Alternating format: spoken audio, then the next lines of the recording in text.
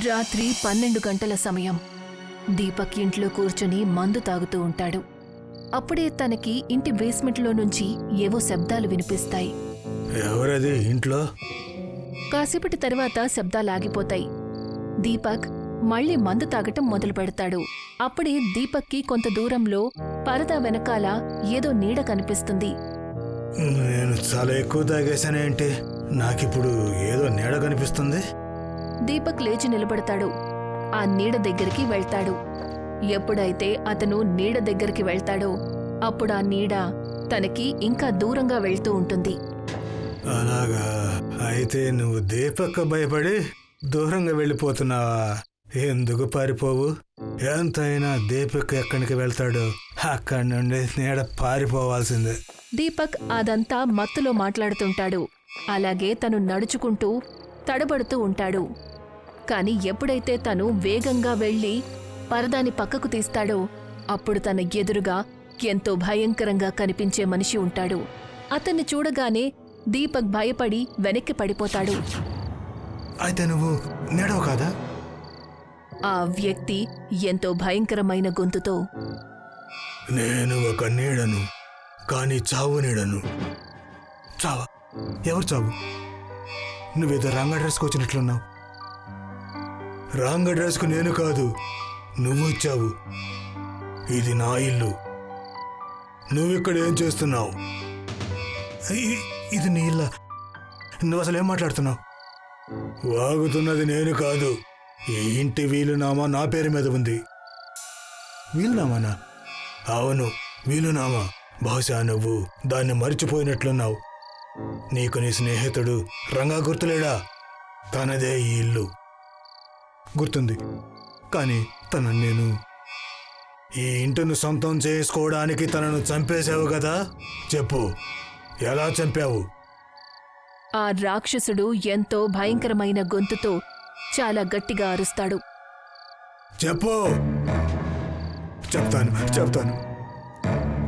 నాకు రంగా ఇల్లు చాలా నచ్చింది. నేను తన దగ్గర ఇల్లు కొనుక్కోవాలనుకున్నాను. దాని గురించి రంగాతో చాలాసార్లు చెప్పాను కూడా. రంగా, నాకు ఇల్లు చాలా నచ్చింది. నాకు దీన్ని అమ్మేయొచ్చు కదా? అరే, నీకు తెలుసు కదా, ఈ ఇంట్లో మీ వదిన నేను మొదటిసారి కలిశాము. మాకిక్కడ చాలా జ్ఞాపకాలున్నాయి. నేను ఇంటిని అమ్మలేను. ఈ ఇల్లు తప్ప నీకింకేం కావాలో అది అడుగు. లేదు, నాకు ఈ ఇల్లే కావాలి. నువ్వేమైనా బయటవాడివా? ఈ ఇల్లు కూడా నీ ఇల్లే అనుకో. ఎప్పుడు నచ్చితే అప్పుడు వచ్చాయి. నాకు తెలుసు నువ్వు ఇదే మాట అంటావని. అందుకనే నేను ఇవాళ ఇక్కడికి ప్లాన్తో వచ్చాను. నేను పక్కనే ఉన్న కెనపరాడుతో దానితో రంగా తల మీద గట్టిగా కొట్టాను.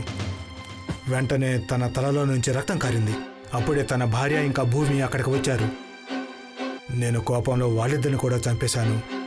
రంగా చనిపోతూ ఇలా అన్నాడు, నువ్వు నా స్నేహితుడివి కదా, నీకోసం నేను ప్రాణమైనా ఇస్తాను. అది రంగా ఆఖరి మాట. నేను నిజంగా తన ప్రాణం తీశాను. తన ప్రాణం కాదు, నా ప్రాణం. నేనే రంగాని.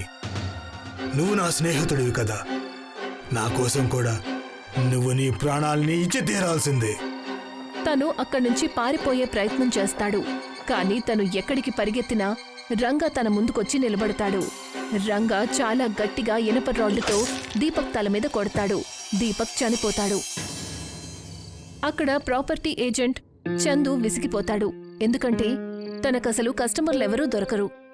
అప్పుడే అక్కడికి భావన అనే ఒక మహిళ తన కూతురు భూమితో పాటు వస్తుంది. చూడండి, మాకు ఒక ఇల్లు అద్దెకు కావాలి.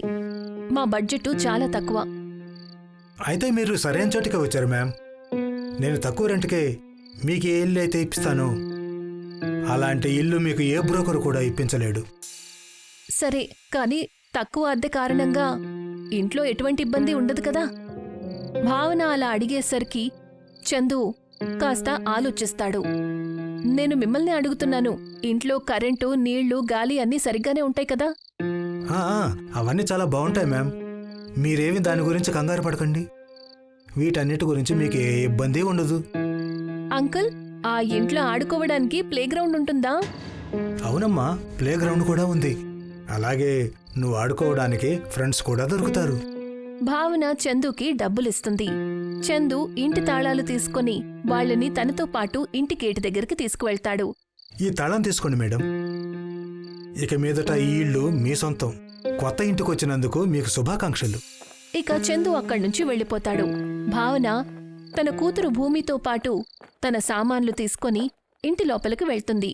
ఎప్పుడైతే వాళ్ళు ఇంట్లోపలికి వెళ్తారో అప్పుడు తనకనిపిస్తుంది ఆ ఇంట్లో అప్పుడు కూడా ఎవరో ఉంటున్నారు అని.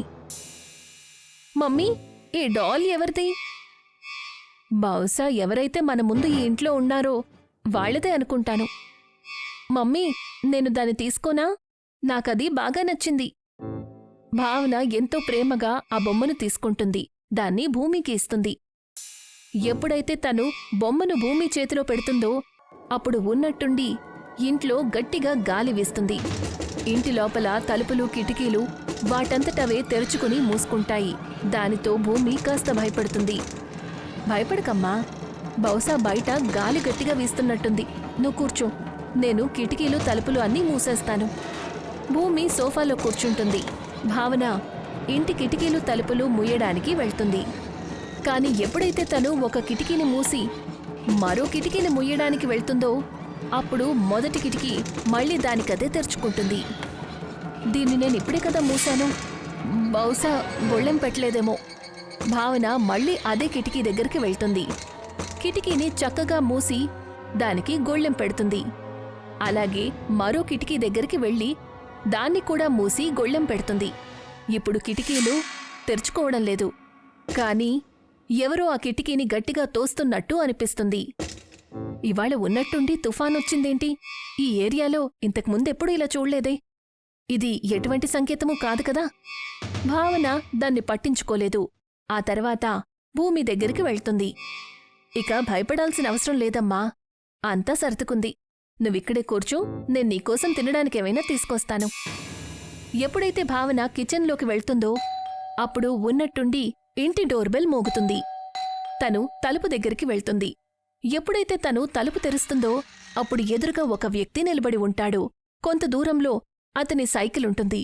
దానికి పాల డబ్బాలు తగిలించి ఉంటాయి. అతను ఎంతో భయంకరమైన గొంతుతో, వెళ్ళిపోండి మీరు ఇంట్లో నుంచి, రాత్రి కాబోతుంది. ఇది ఇల్లు కాదు, భూతాల బంగళా. నువ్వసలేం మాట్లాడుతున్నా? నిజం. ఈ ఇంట్లో ఎవరైతే రాత్రి గడుపుతారో వాళ్ళు మరుసటి రోజు ఉదయం చూడలేరు. నాకు మీ మాటలు అర్థం కావడం లేదు.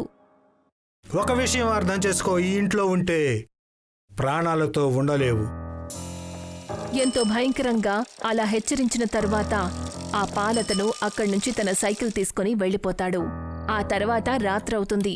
అందుకని భావన కూడా ఇంట్లోపలికి వెళ్ళిపోతుంది. ఎవరు మమ్మీ?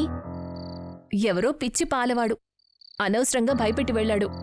ఒకవేళ ఈ ఇంట్లో ఉన్నాము అంటే అప్పుడే ఉన్నట్టుండి తలుపు మూసుకుంటుంది. అది చూసి భావన భయపడుతుంది. ఈ ఇంట్లో ఎవరున్నారు? అట్నుంచి సమాధానం రాలేదు. కాని ఇంటి బేస్మెంట్లో నుంచి ఎవరో చిన్నపిల్లల ఏడుపు శబ్దం భయంకరంగా వినిపిస్తుంది. అమ్మా, ఎవరేడుస్తున్నారు? నాకు తెలీదమ్మా, నేను కూడా ఇంటికి మొదటిసారి వచ్చాను కదా. ఇంటి లైట్స్ వాటంతటవే ఆన్ ఆఫ్ అవుతూ ఉంటాయి. ఆ తర్వాత ఆఫ్ అయిపోతాయి. ఉన్నట్టుండి భూమి గట్టిగా అరుస్తుంది, మమ్మీ!